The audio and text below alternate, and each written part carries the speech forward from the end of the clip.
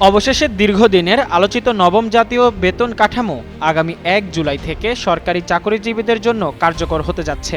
নবম এ পে স্কেলের আওতায় আধা স্বায়ত্তশাসিত ও স্বায়ত্তশাসিত সংস্থার কর্মকর্তা কর্মচারীরাও সুবিধা পাবেন। বিশেষ করে কম বেতনে কর্মরতদের আর্থিক অবস্থা উন্নয়ন এবং বিভিন্ন স্তরের বেতনে ব্যবধান কমিয়ে আনাই সরকারের এ উদ্যোগের মূল লক্ষ্য। তাই এ নিয়ে গত ২১ মে সচিবালয়ে নবম জাতীয় পে স্কেল চূড়ান্ত করতে গঠিত সচিব কমিটির এক গুরুত্বপূর্ণ বৈঠক অনুষ্ঠিত হয়।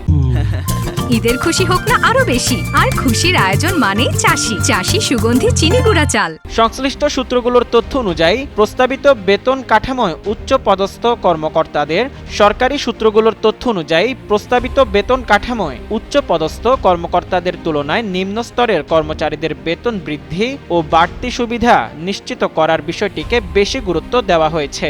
নতুন বেতন কাঠামোর সঙ্গে অবসরপ্রাপ্ত কর্মকর্তা কর্মচারীদের পেনশন ব্যবস্থাতেও নতুন বেতন কাঠামোর সঙ্গে অবসরপ্রাপ্ত কর্মকর্তা কর্মচারীদের পেনশন ব্যবস্থাতেও উল্লেখযোগ্য পরিবর্তনের প্রস্তাব উঠেছে। বিশেষ করে স্বল্প পেনশনভোগীদের সুবিধা বাড়ানোর বিষয়ে গুরুত্ব দেওয়া হয়েছে। তথ্য অনুযায়ী বর্তমানে যেসব পেনশনভোগীরা ২০,০০০ টাকার কম পেনশন পাচ্ছেন, নতুন পে স্কেল চালু হলেই তারা সবচেয়ে বেশি সুবিধা পাবেন। সংশ্লিষ্টরা আশা করছেন এই নতুন পে স্কেল বাস্তবায়িত হলে নিম্ন আয়ের কর্মচারীদের জীবনমাত্রার মান উল্লেখযোগ্য হারে বাড়বে এবং সরকারি চাকরিতে বৈষম্য দূর করতে এটি একটি বিশেষ ভূমিকা পালন করবে।